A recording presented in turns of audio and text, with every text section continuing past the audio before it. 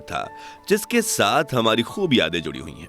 ये वो दौर था जब पैसा कम, खुशियां ज्यादा हुआ करती थी, साधन कम लेकिन समाधान ज्यादा हुआ करते थे, रिश्तों में खटास कम, मिठास ज्यादा हुआ करती थी। पैरों में भले चप्पल नहीं थी लेकिन चेहरे पर मुस्कुराहट ज्यादा हुआ करती थी। घर में भले ही पिता की एक पुरानी साइकिल हो लेकिन बच्चों के दिल में उसे चलाने की चाहत ज्यादा हुआ करती थी। कहते हैं कि गुजरा जमाना लौट कर नहीं आता, लेकिन हम कुछ पलों के लिए समय में पीछे जाकर उस जमाने की यादों को जरूर जी सकते हैं।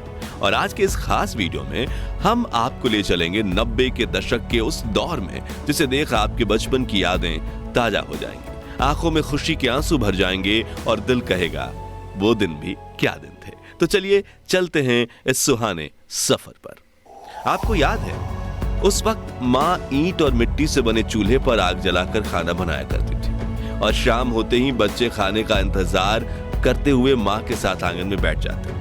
चूल्हा जलाने के लिए खेत से पतली सूखी लकड़ियां तोड़कर लाई जाती थीं और जिसके घर में गाय भैंस हुआ करती थी वो उनके गोबर के उपले या थेपड़ी बनाकर उन्हें सुखाते थे। फिर चूल्हा जलाने के लिए उनका इस्तेमाल होता था।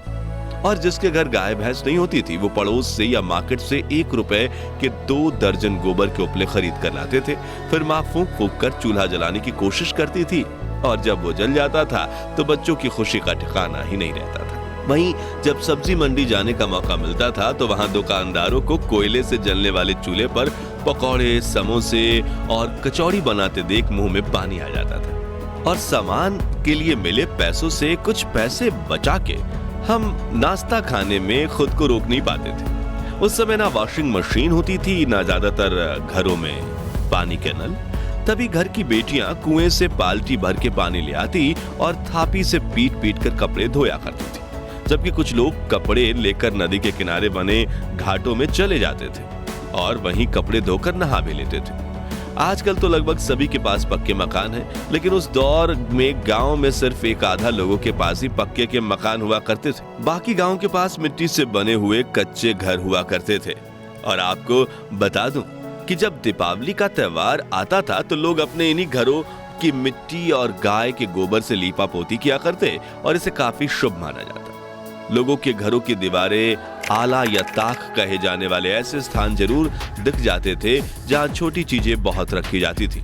घर की चाबियां और शाम को जलाने वाले दिए इसी पर रखे जाते थे, लेकिन अब नए घरों में इनकी जगह ड्रेसिंग टेबल या डिजाइनर अलमारियों ने ले ली है।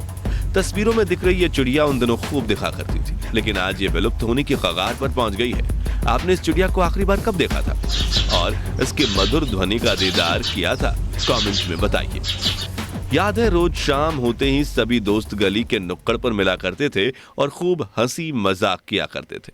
इसे लेकर किसी ने क्या खूब कहा है कि उस दौर में सहजता थी, सादगी थी, बंदगी थी। ये सोशल मीडिया प्लेटफॉर्म्स नहीं थे तब जिंदगी। बच्चे में एक दूसरे के साथ कई मजेदार खेल खेलने की हो। Want to find cheap hotel rates? Agoda. Download the Agoda app today. 20 सालों से इंडिया का फेवरेट।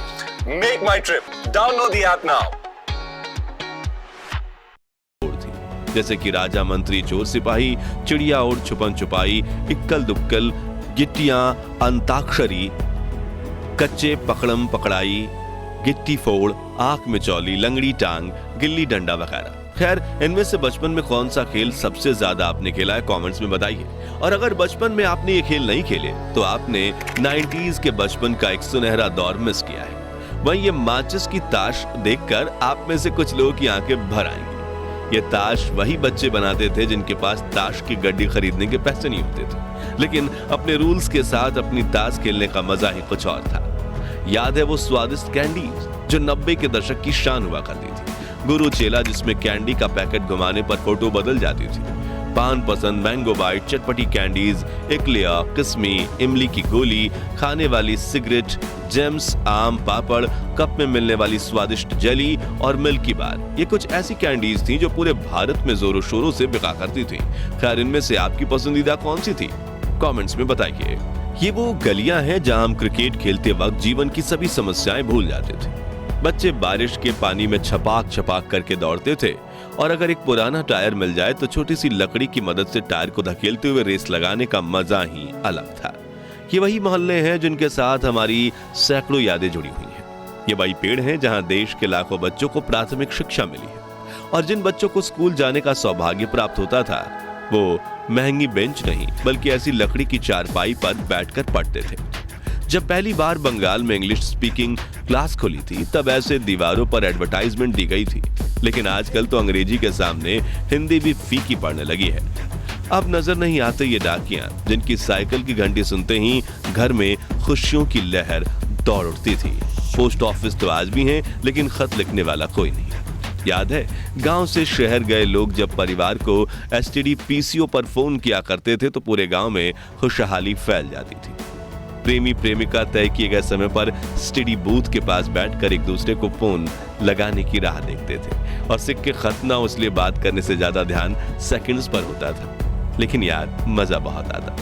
ये वो दौर था जब कांच की बोतल में तेल और रस्सी डालकर घंटों तक जलने वाली चिमनी बनाई जाती थी और रात को लाइट जाने पर इसे जलाकर घर वालों के साथ खाना खाया जाता था। याद है उस वक्त हमारी दादी नानी सिलबट्टे और मूसल में ताजी सब्जियों को पीसकर स्वादिष्ट चटनी बनाया करती थी। आटा पीसने के लिए घर पर ही 2 पत्थर वाली घट्टी यानी चक्की का इस्तेमाल किया जाता था। कुछ के घरों में मिट्टी के बर्तनों में खाना बनाया जाता था और खाने की हर बाइट में आने वाली मिट्टी की खुशबू मन को प्रफुल्लित कर देती थी। बर्तन भी स्टील के नहीं थे बल्कि लोहे, तांबे, पित्तल और कांसे के हुआ करते थे, और डाइनिंग टेबल की जगह जमीन पर बैठकर हाथ से खाने का मजा ही कुछ और था। चलिए अब हमारे प्यारे राजस्थान में चलते हैं और 90 के दौर की कुछ ऐसी यादों को ताजा करते हैं जिनके बारे में शायद आजकल के बच्चे को पता तक नहीं होगा। तो उस वक्त राजस्थान के गांव में कई लोक नृत्य करने वाले समूह आया करते थे, जिनमें कुछ लोग स्वदेश में बने म्यूजिक इंस्ट्रूमेंट्स बजाया करते थे और कुछ उस मधुर धुन पर नृत्य करके गांव के बच्चे बूढ़ों का